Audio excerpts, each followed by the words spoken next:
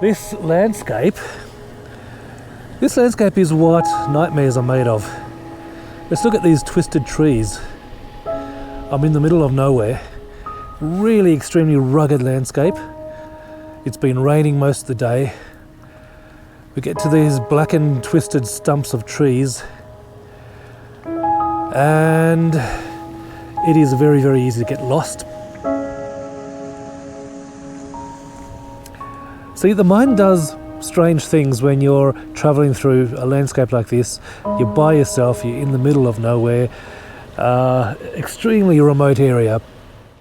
So, imagine this. You are out alone in the bush. Night has just fallen. You're camping by yourself. You hear some strange animal noises. You hear the crack of a stick. You don't know what's out there in the darkness. And this is the first time you are camping alone in a very, very remote area. How do you feel? How do you cope with that? Well, this is the subject of today's video. So, David Hemmings has written in and asked me specifically how I cope with mind games and safety when out travelling in remote areas.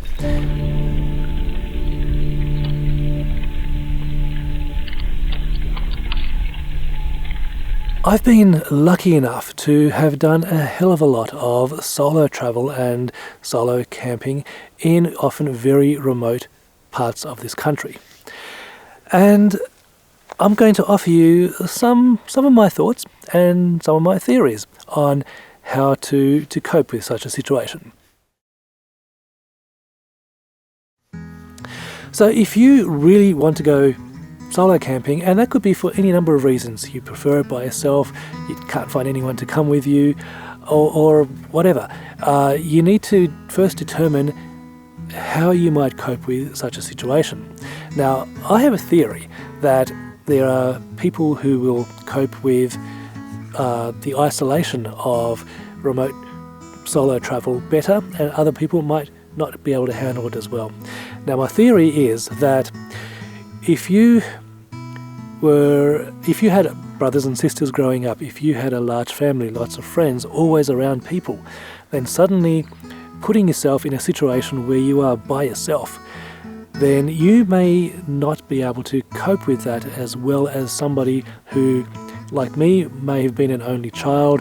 And yes, I had friends, but I also spent a fair bit of time by myself in my own company, and I'm fairly comfortable with my own thoughts and in my own company.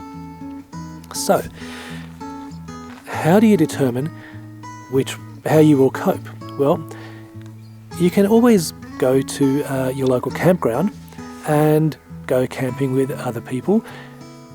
Other people are around, so you're camping by yourself, but there are other people fairly close by, and see how you feel camping and being outdoors.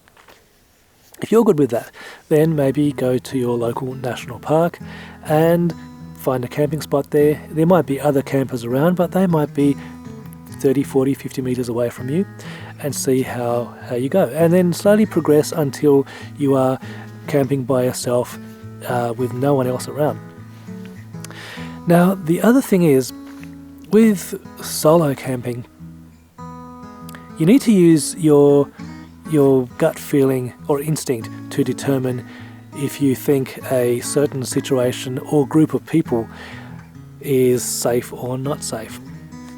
So, as some examples, on a few years ago I was travelling through the Victorian high country, and every time that I camped somewhere, inadvertently I came across other groups of people, and as you do when you're travelling, you stop and you have a chat. How's the track up ahead? Oh, it's really good. The track back behind me was good. Where you headed? Okay, see you later. And everybody has been super, super nice. Really great people, because we're on the same boat. We're all travelling along the same track. We all have something in common, and everyone was really nice. Until I came across two guys that were really creepy. Now, they could have been really lovely people, but my gut instinct was beware. They gave me the creeps big time. So I'm on Davy's Plain track heading towards, I don't even know, I'm heading towards the next campground. This landscape is what nightmares are made of. Let's look at these twisted trees. I'm in the middle of nowhere. Really extremely rugged landscape. It's been raining most of the day. We get to these blackened, twisted stumps of trees, and it is very, very easy to get lost.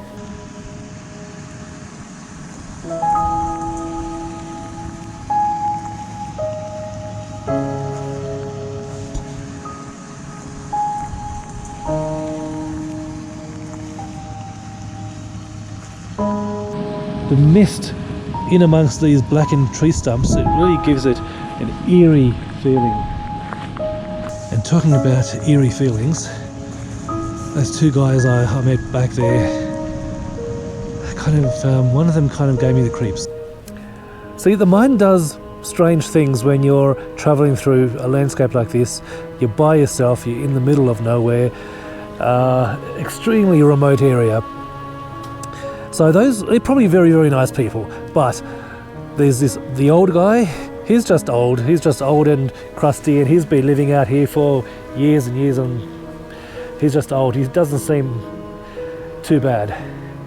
But the young guy that's with him, the young guy just gives me this axe murderer vibe. I mean, I hope I'm wrong, but he never once smiled, he never once said a friendly hello or anything like that.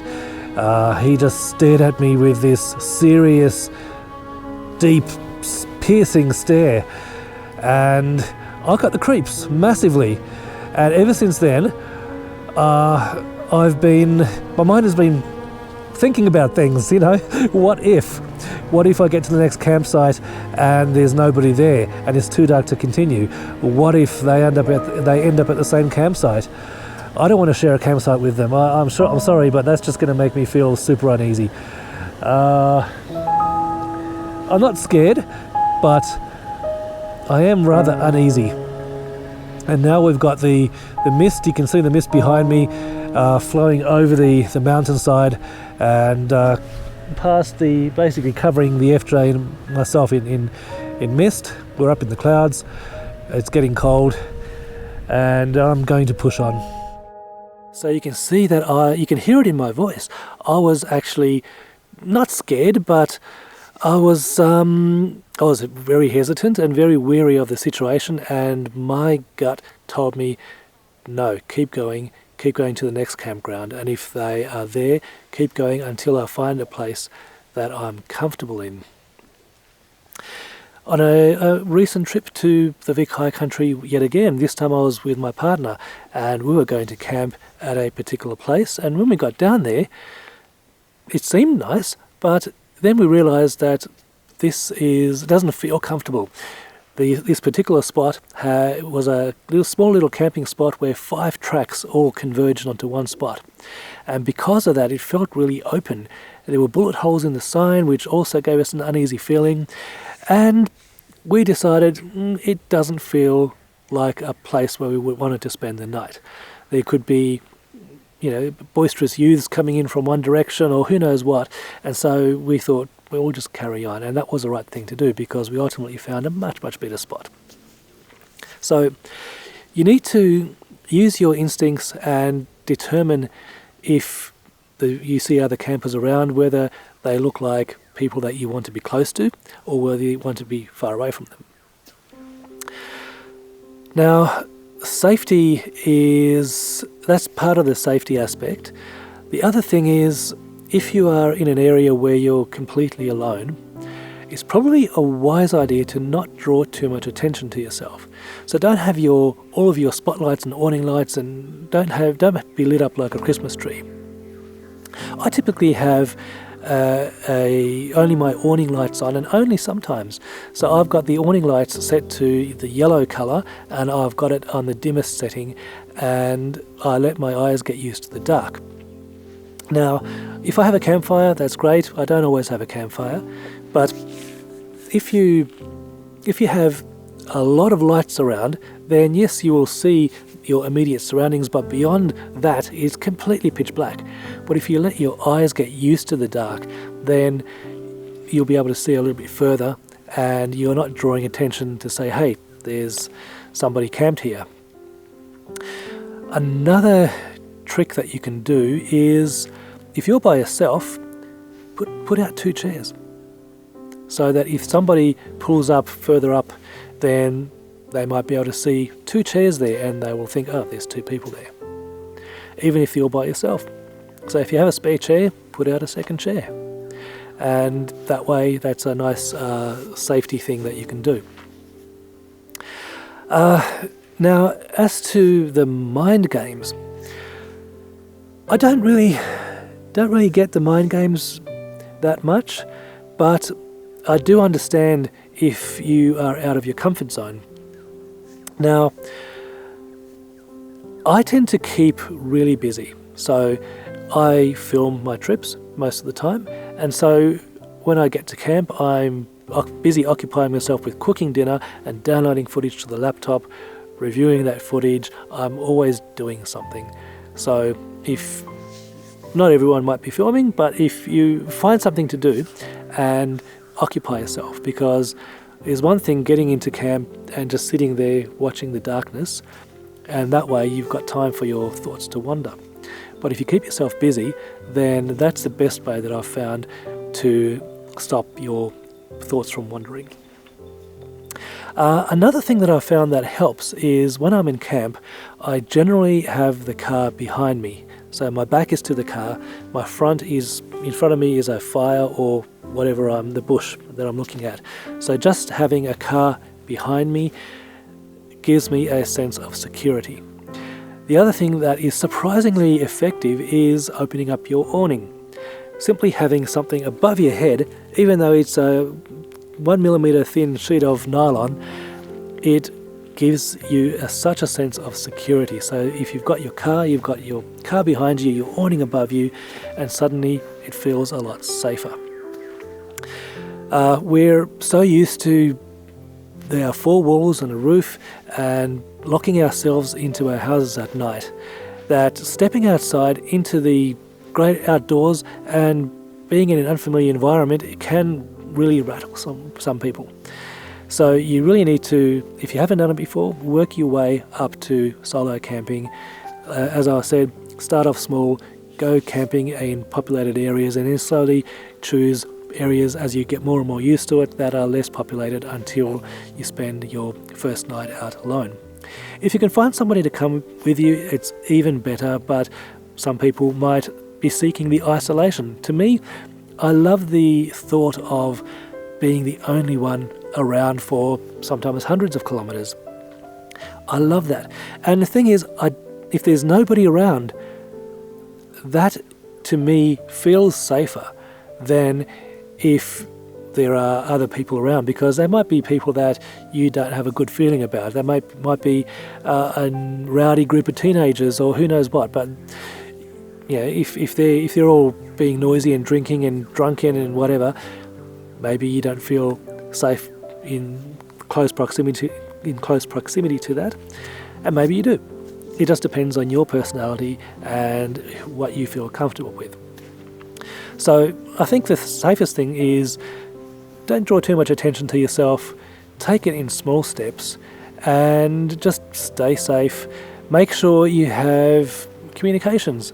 So I've installed a Starlink on the car, so I've always got communications. I've travelled with an EPIRB, which is an electronic position indicating radio beacon, and if I wander away from the car, I always keep that on me. So if something happens, if I fall down a cliff and break my leg or anything, get lost, I can hit the button and help will come. So that is good advice.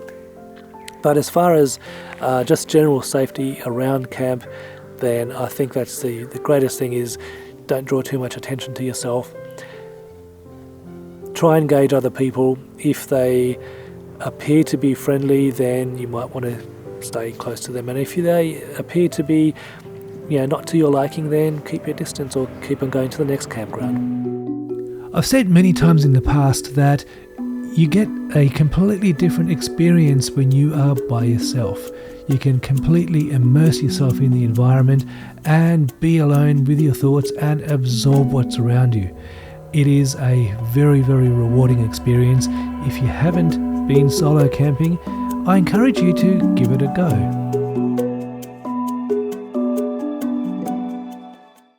So somebody once sent me a comment and they said, "Do you not carry a gun?" Now, carrying a gun is not the right answer in my opinion, especially in Australia. Shooting somebody dead will send me to jail, and I don't want that. So, I think the best course of action is to simply not draw attention to yourself. If you're travelling in a remote area and you need to find a camping spot, do so somewhere that's slightly off the track, out of view. If somebody happens to be driving along the track, go over a little mound or a hill so that you're not in plain sight, and that way they're unlikely to come and bother you. So I think that's all I've got to say about this topic. If you're an experienced solo camper and there are topics that I haven't covered or areas that I haven't covered in here, please drop them in the comments. We can all learn from what you've got to say. So, as always, thank you so much for watching and see you in the next video. Cheerio, guys. If you have a question you'd like to ask me or a topic you'd like me to talk about, please let me know in the comments. Thank you once again for watching.